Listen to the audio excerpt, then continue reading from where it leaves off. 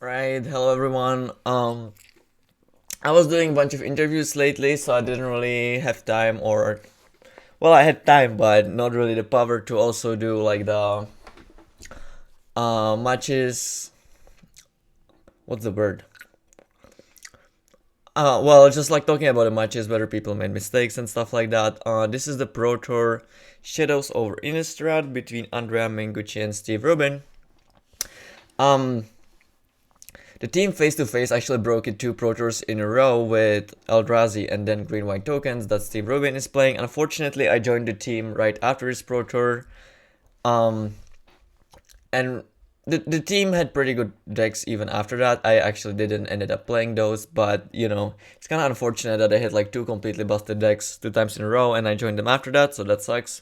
But anyways, I chose this match because not every day, but a lot of the times before I go to sleep, I just watch some of the old matches, and this is like one of the matches that I watched recently. And there were like some plays that I thought were interesting. I also think the matchup is like pretty cool. We have Bant Company. Let's actually look at the deck list right here. So Andrea Mengucci played Bant Company, which was like going into the tournament, everyone knew that Bant Company was great. It wasn't like a secret or anything, but it was definitely a good deck. I'm not actually sure how well it did in the tournament. Maybe Andrea was only like one of the few people who ended up making top 8. So maybe the deck wasn't actually that great. I'm not actually sure. But anyway, let's look at the deck list. So, it's a company deck, so you have to play a bunch of creatures. You don't really have a space for that many non-creature spells or like cards that can be hit with company. Andrea went with 2 Archangel Avacyn's, 1 Ogitize command, and 4 Dromokas commands. We're gonna go watch game 2, which is still game 1, so the players are not gonna sideboard. But I think that even if they did, I don't think they would actually board that much. So, for example, this Tragic Arrogance might seem good against Green White Tokens if you don't actually know the decks. But the Green White Token deck back in the day, which is like full of planeswalkers. You also had like instant speed cards like Sacred Oasis and Archangel Avacyn and stuff like that, so Arrogance would actually probably not be that good against them. Let's look at the Green White Token deck for anyone who doesn't know. Now that we like see this deck list, it just seems super obvious, right? Like Gideon is busted alongside all these other insane cards. But no one, besides face to face, I don't think that anyone else played the deck in the tournament. When I like, if I didn't know anything, I would just assume that company would be good against this deck because you have cards like this guy, Bounding Crisis and Reflector Mage, and just like bunch of creatures. So it would seem that you're like pretty good at attacking the planeswalkers, and like tokens don't really match up that well against like your creatures. Your creatures are just bigger. But this deck just has like insane powers, so the matchup actually might ended up being good for this deck. And also you can go like Avacyn plus Hungerback Walker for 0 and just wipe their board. So overall, I think pretty close matchup. Probably a little bit better for green white just based on the power level of the cards, but I'm not actually sure. It doesn't really matter for what you're gonna do here. Let's mute this. Okay. So both players have a pretty good hand. Andrea doesn't have a company, I don't think, but they both have like good mix of lands and creatures, so should make for a pretty good game.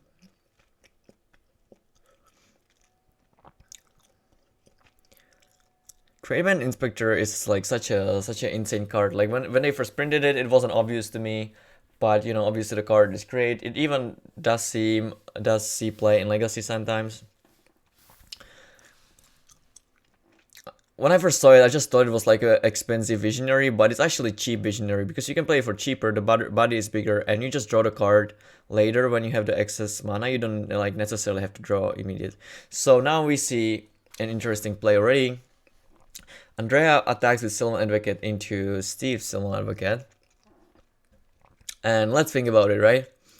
So it's a free attack for Andrea. His creature has Vigilance, and if Steve blocks, nothing happens. So he can just attack. And the only thing he can have, let's look at the deck list, is a Dromoka's command, right? So if Steve blocks, he can obviously command, put a counter on it, and kill it.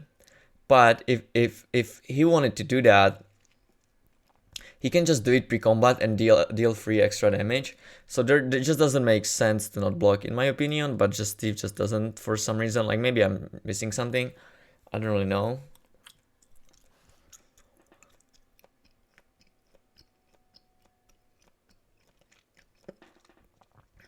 I don't think that there's like anything else that could punish him. I don't know. So wait. Andrea decides to play a Recruiter over Jace. Let's look at this hand.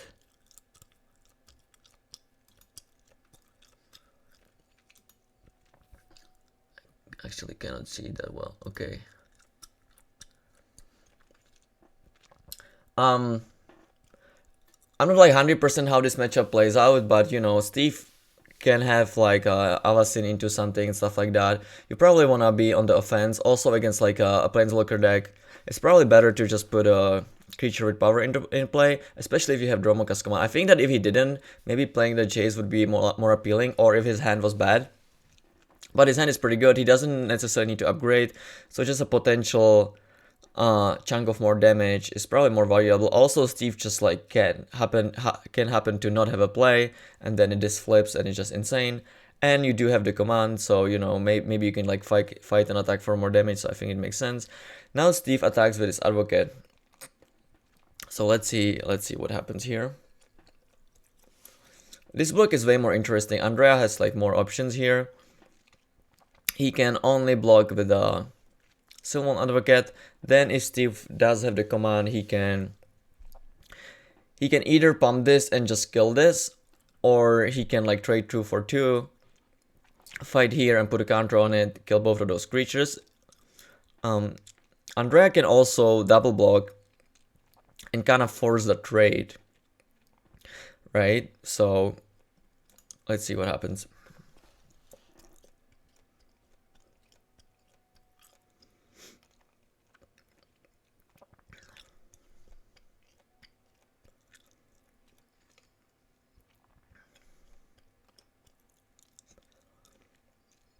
I think that blocking with just the Advocate doesn't really make... Let's think about it. Okay, so...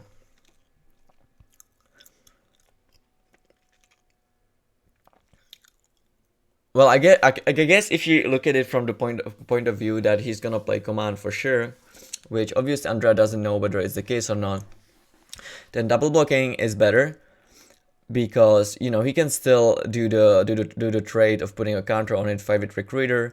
But with blocking just Advocate, you kind of give him an option whether he wants to do that or not. The reason why he probably didn't do that is that if he doesn't have command, he can just kill the Recruiter with his Advocate, which might not be something that Andrea wants to do.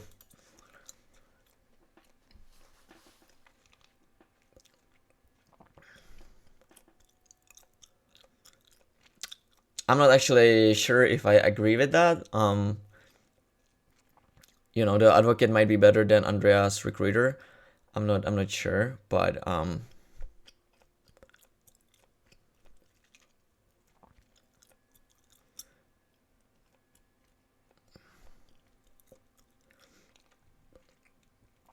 yeah, because now that he didn't double block, you know, he gave Steve the option of just like putting counter on and kill this, and now he has a 3/4 Vigilance against this 2/2. Maybe I was wrong. Maybe Andrea actually does have a company in his hand. So you know that makes a Recruiter potentially more valuable because it allows you to flip it. Also, he does have a Reflector Mage, so maybe he didn't care about it that much because he can just bounce it. Either way, I'm not really sure. I think Andrea would be a better off if he just like traded it off, but not 100% there.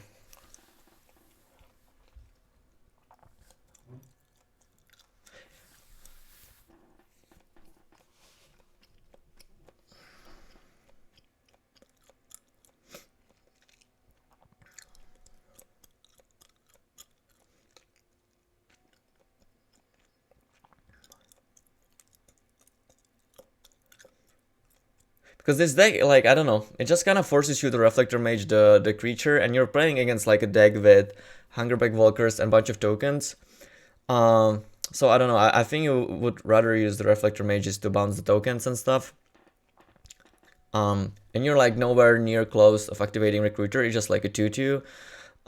So I don't know, I just wouldn't be valuing this that hard, but I guess Steve ends up fighting it, so I guess he values it more than I do.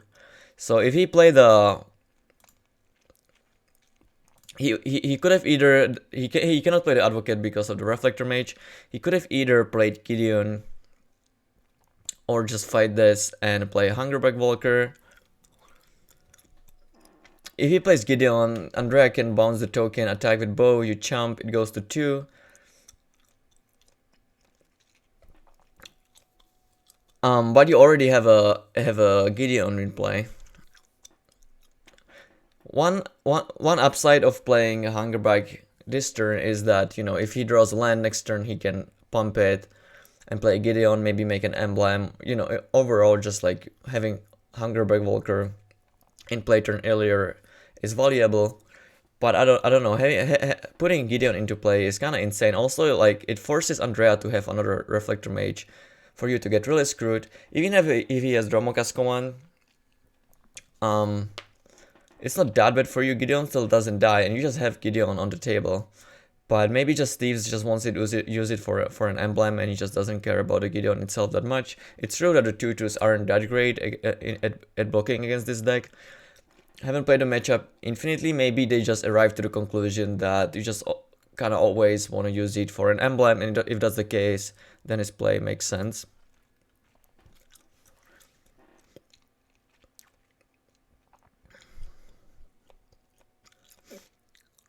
I don't know, I just feel like the players are overvaluing this Recruiter a little bit too much. Right, Dromoka's command would be like really good down the line, especially with this Hungerback Walker. You know, you also have to like potentially worry about Avasin from this side, and that's like one of the few ways you can kill it. I wouldn't really want to use such a valuable resource on killing a 2-2. And as you see, Andrea has another one, and like, you know, this Recruiter wouldn't really be doing that much, and you would have a command in your hand, maybe Gideon in play. I just don't really like that play that much. I don't know.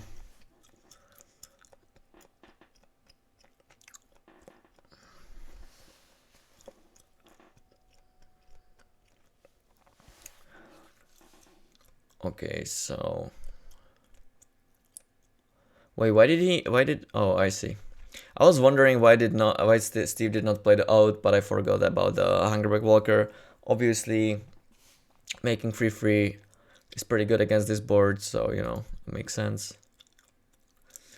That being said, though, you don't have that much green mana, you know, and you have already 2 green cards in your hand. I understand that not being able to pump this Hungerback Walker kind of sucks, but, you know, you already have a Traber Inspector that like blocks this board. It's not likely that it dies.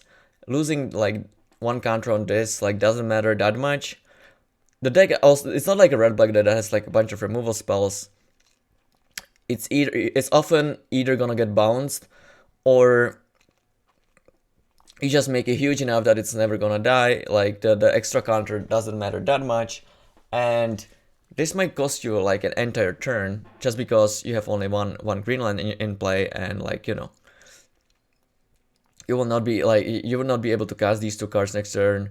Maybe you draw another Oath, maybe you draw Dromoka's command. I think I would want to use that green mana there, but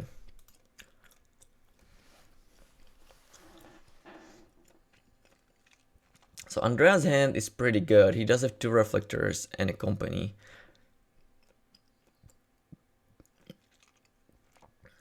So he does it on his turn. He can hit like I'm not really sure I understand this. It didn't matter because he just hit 2 advocates. So it's not like, you know, he can tap anything or bounce anything in attack. But like, I think that even if he hit like a crisis or whatever, like the guy that pumps, you still can't really attack into the, like, he can still block with Volker and pump it, right? So you just don't get in, but you lost the effect from the crisis or potentially the fourth reflector mage or whatever.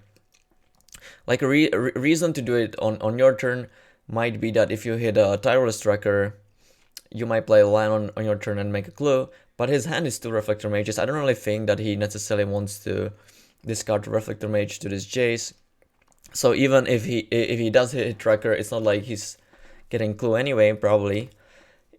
You know, if he does hit the tracker, maybe a land is more valuable than a reflector mage at that point. Next turn you can maybe play reflector mage, crack the clue, you get like further ahead. I understand that, but like the potential of hitting like a crisis plus a creature, and then on Steve's turn, just like tap a blocker and tap play reflector mage and attack for a lot, I think matters way more than like some, you know, corner scenario of a tracker. You also do have to hit a land from this Jace activation, even if you do hit it. And I just think the potential of, you know, just end of turn, play company, hit crisis, or maybe you hit even 2 crises, just like tap his team and attack for a lot, matters way more. But as I said, he hit these 2 advocates, so it didn't matter.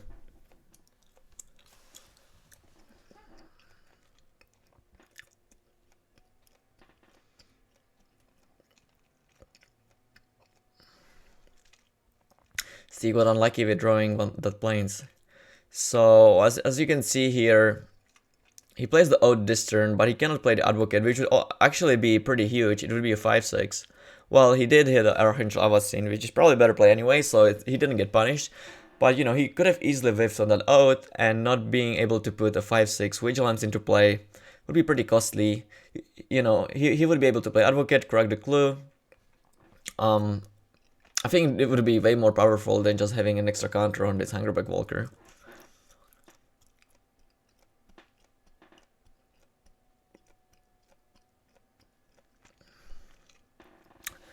So Andrea basically just mills a card with Jace to be able to potentially flip it. He does have a company in a graveyard already, so that makes sense.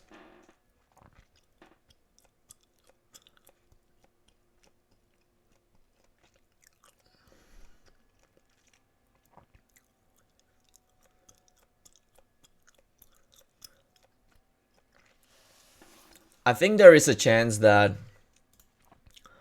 I didn't talk about it last turn, but now I just kind of realized it. Because he does have 2 advocates, for people who don't know what advocates does, it's a 2 free vigilance, and if you have 6 lands in play, it gets +2/+2. You obviously don't really want to discard a Reflector Mage against like a token deck, especially with like Hungerback Valkyrie in play or whatever, but you do have a second one, and you also have a company in your graveyard that you can flash back, and you have a Lumbering Falls as well and Recruiter in play, so you're not really like running out of gas. So maybe it would be better to just like have a land in the play instead of just having Reflector Mage in your hand. It will make for like a lot better attacks potentially. Given that Steve has an Avacyn, Andrea even knows about it. Obviously he would probably not attack anyway, but he didn't know that that's what's going to happen necessarily. And even if like attacks aren't the thing, I just think that maybe having more lands is more valuable than having Reflector Mage in your hand. You're not, with this like Recruiter, this Jace, Flashbacking Company and stuff, you're not really running out of cards. You just don't have enough mana to do everything. So I just think that maybe having more lands would be better. Not 100% on that though, but it's just something that I wanted to point out.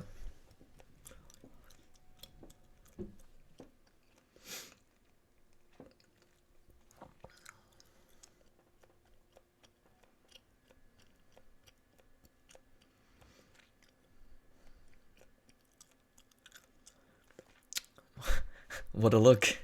What a look. That's a look of a man who's currently 2-0 in the finals of a Pro Tour with Archangel Avacyn, about to hit a play. So Andrea flashbacks Company.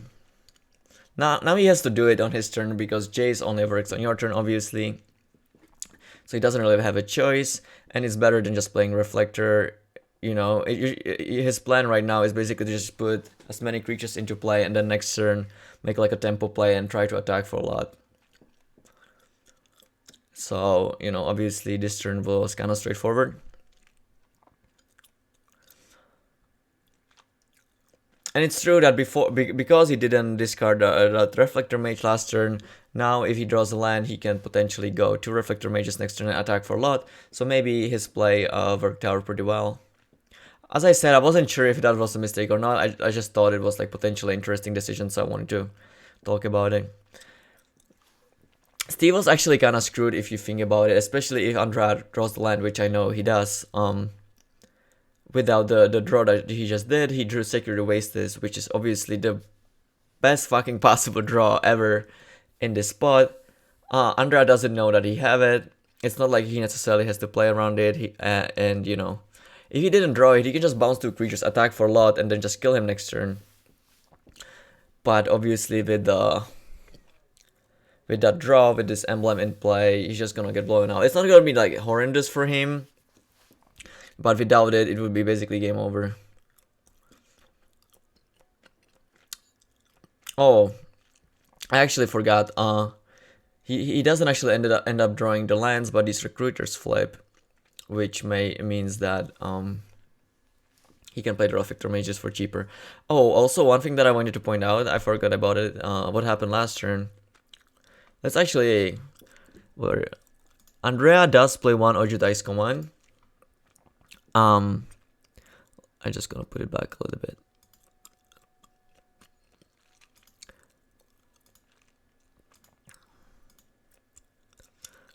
No.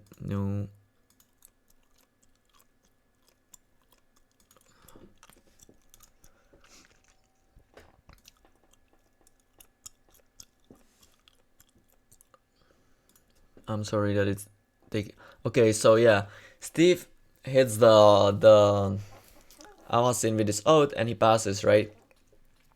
Normally when you have an Avacyn, even though your opponent knows that you have it in your deck, he doesn't necessarily know that you have it in your hand, especially if you're low on cards and you have like a clue around. I guess you would crack the clue on your turn if that wasn't the case. But anyway, in this case, Andrea knows about the Avacyn. And he knows about it, right? So maybe, just maybe, it was better to play it on the upkeep, on the off chance that Andrea top decks Ojutais command. I don't think that there is like any thing that like punishes you that much. Your Avacyn can get Reflector Maged. Not sure if you care about it that much. It's actually a pretty weak play for Andrea on this turn. And you can actually just replay it next turn. You cannot play it on your turn, but you can just say go and play it again, so you don't really care about it that much. And there is like no Declaration Stone or anything like that in Andrea's deck list. But he can top deck an Ojutais command, right? And that would be a huge blowout. Like, he would just counter your Avacyn, get back whatever, he would get screwed up. So maybe just like a slight misstep. It was probably better to play it on upkeep. Okay, let's get back.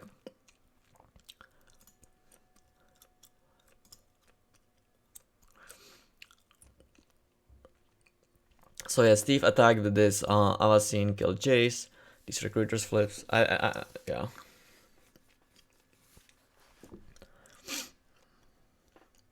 It's interesting. Like back in the day when I was watching this match, you know, I wasn't that good of a player yet. I mean, I was platinum, but like what I'm trying to say is that a lot of the times when I look at the matches after the years, I just see like different things that I used to see before. It's kind of fun to like get back to the matches and like, you know, think about the stuff again. And it goes both ways. I'm not saying that these people are playing bad or anything. A lot of the times, you know, before I thought that they made a mistake, and now with like the new eyes, I'm like, oh, now I understand or whatever. So it goes both ways.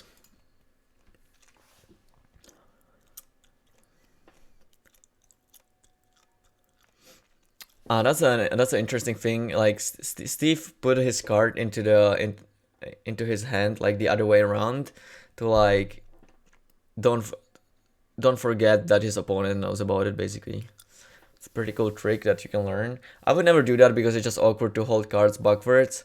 But I don't know. I think it's kind of cool. So as you can see, if Steve didn't top deck the token maker here, he would just basically lose. He would take a lot of damage, and next turn he would be dead. But he did draw it, so you know that sucks for Andrea.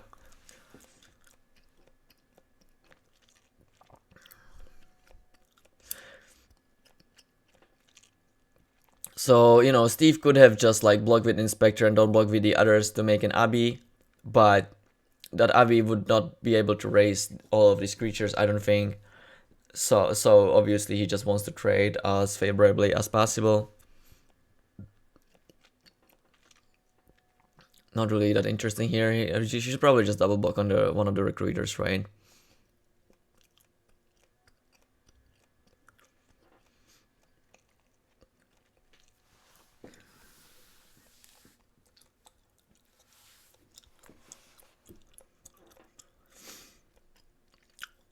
Oh, he thinks that the racist is more valuable than the recruiter. That's interesting. I don't really get that.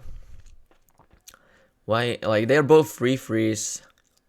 So what would make the recruiter worse is that you think that it might flip and like the 2/2 is worse than the 3/3. But that just, I mean, maybe that's fine because you have 2/2s in play, but you are gonna pass with this, I guess. Well, Steve just drew a Trade Inspector, which makes those 2/2s not flip. I guess against a board with a bunch of 2/2 tokens, the 2/2s are less valuable than the 3/3, so that was maybe a pretty good play. That's something that I missed yesterday when I watched. It's pretty heads up. And you know, now Andrea is just gonna screw it. Steve has a bunch of tokens, Archangel coming, and he's just gonna take over from this point.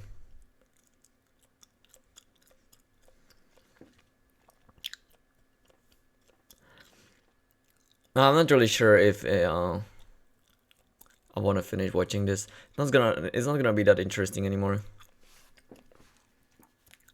He does have 2 clues as well. He does have Abby, and he can just basically kill Andrea in like 2 turns. I think that if he actually makes Abby here, he can flip the Archangel and kill all of Andrea's creatures. So yeah, it's pretty much over here. Yeah. Thanks for watching. It's possible that I missed some things. It's also possible that, you know, maybe some of the things that I thought were not correct, also just missing something. I don't really know. Just wanted to share my thoughts. If you like the video, please click on the like and subscribe button. Also, if there is like a match that you would like me to talk about, you know, definitely let me know, and see you.